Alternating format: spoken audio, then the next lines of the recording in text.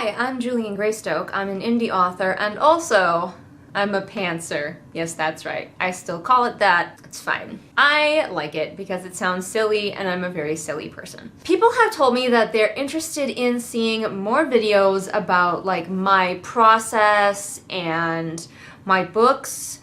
And I'm always afraid to do videos like that because I worry they're just going to be really boring. Writing for me is such a personal thing that it's like, why would anyone be interested in that?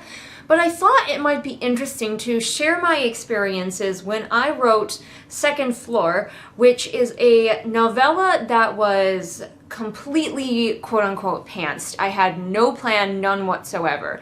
Usually when I write, I know beginning, some scenes in the middle, some points I want to hit, and at least a vague idea of the ending before I start writing. But for Second Floor, I knew the main character, kind of, but I didn't know him very well. Like, I just kind of was like, he'll show up when I need him.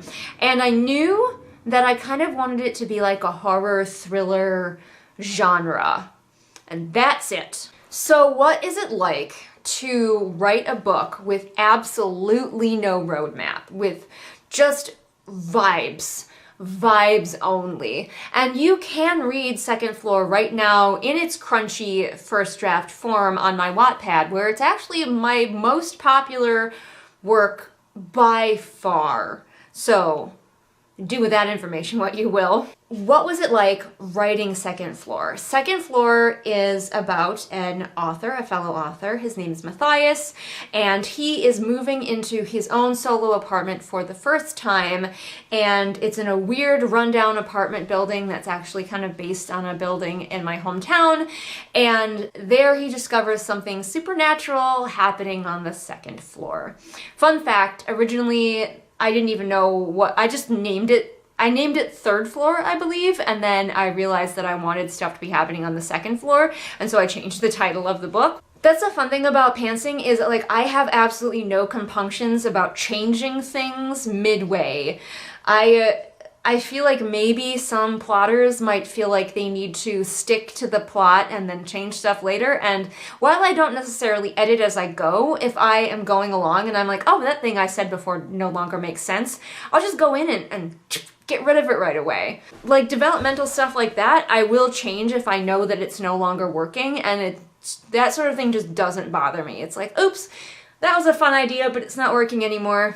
Throw it out of the book. Ideas that will never be seen, even by my very first readers. Because I'm a very character-oriented writer, this story ended up being very character-driven and character-focused. We are looking at people who live in this building, very different people, their interactions, and how they are all coping with whatever it is, that supernatural thing is happening on the second floor. Initially I was thinking demon, it turned out not to be that. Again, everything I didn't know. I didn't know until I literally got there what exactly was going on. I decided to make Matthias a fellow author, and I put him in a similar situation that I was, because I was at the time trying to query with a sci-fi book, so I made Matthias trying to query with a sci-fi book. Matthias is a bit younger than me, and he's not like a complete self-insert, but he has a lot of elements in common with me, and that was kind of intentional on my part because I knew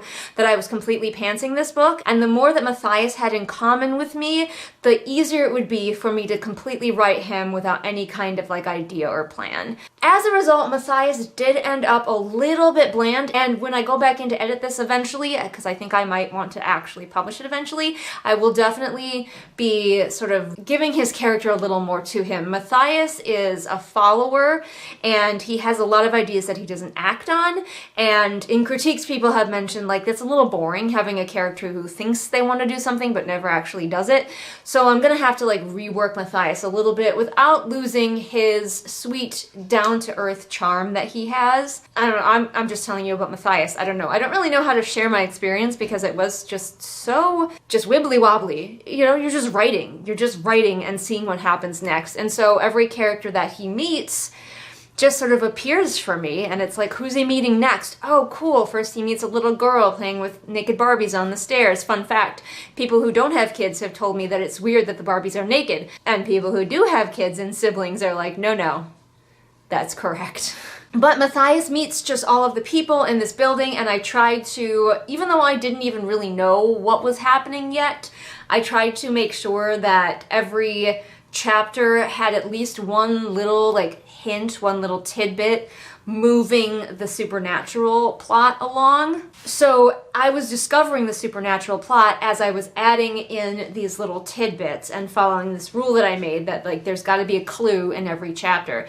In the earlier chapters, the clues are really subtle and I don't think you would notice them unless you went back and looked.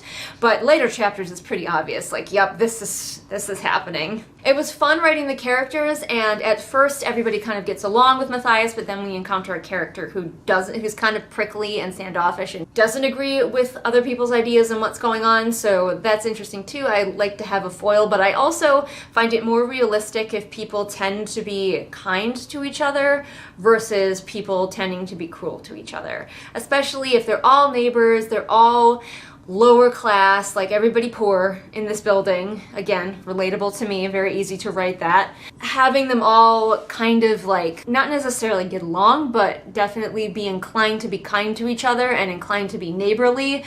And I'm from Wisconsin, so we're very Midwestern here. Neighborliness is like a thing. Yeah, that seemed natural to the story. And again, writing from my experience, this is set in my own hometown, so I could easily pull from my real life experiences. This is also a contemporary.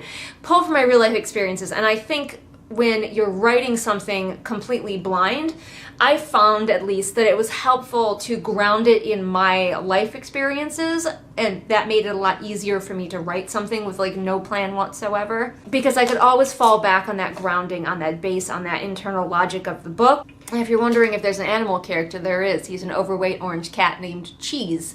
And yes, he lives through the entire book. You are welcome. So when I finally got to the end of the book and we got to have the reveal of what was happening, and I decided to use a trope that I really like, which is the trope of, I don't really know what to call it. It's like a multiple person prophecy. I don't really like prophecies that are like, this person is special. But I do like prophecies where it's like, this person is the blank and this person is the blank, and you have to figure out how all of your characters fit into the archetypes. I like that. And so I decided to use that when I got to those chapters.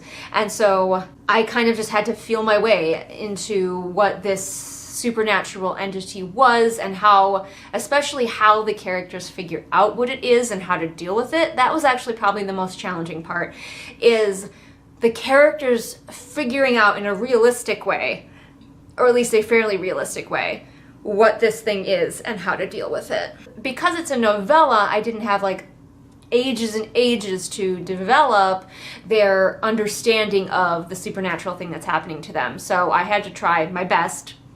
Maybe I succeeded, maybe I didn't. But I tried my best to make it feel natural, the way that they encounter the solution to their supernatural problem and how they deal with it and how they react to it. Everybody's going to have a different reaction to it.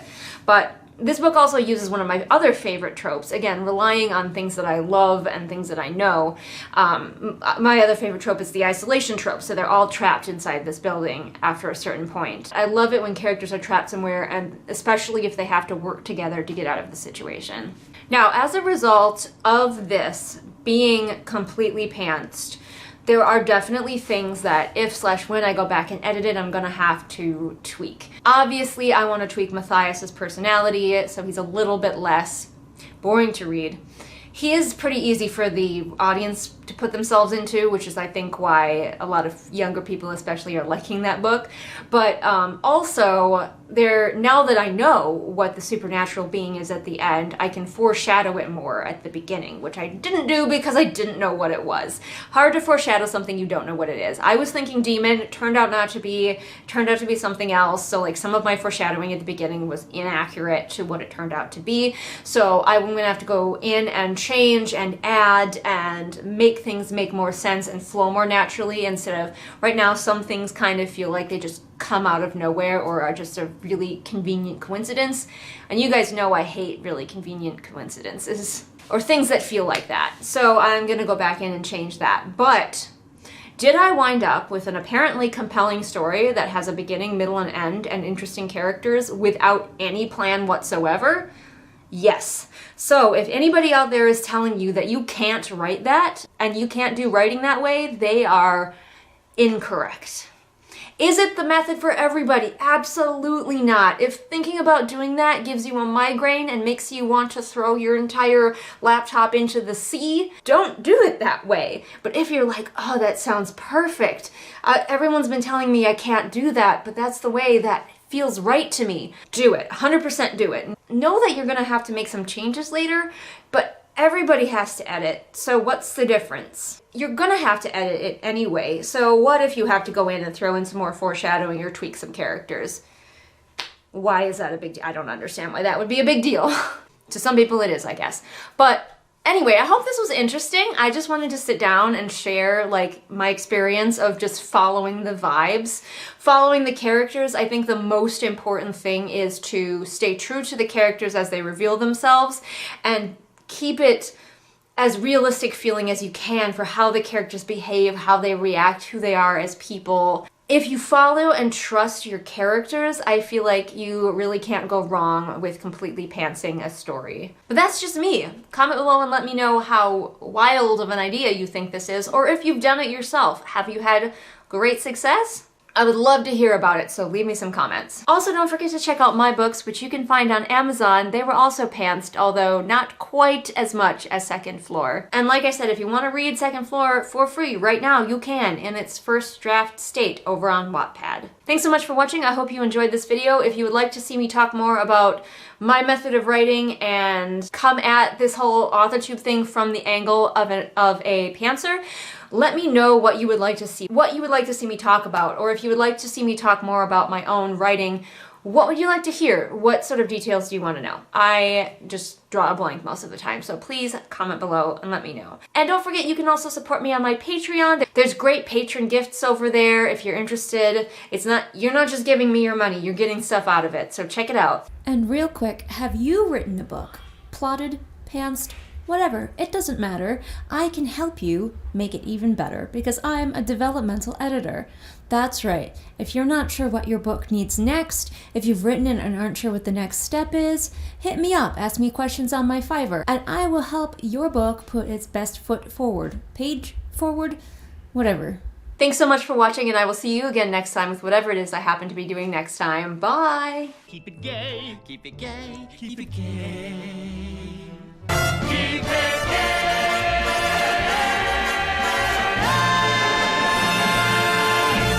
Alright, I had to. It's Pride Month, but anyway, let's talk about my patrons real quick.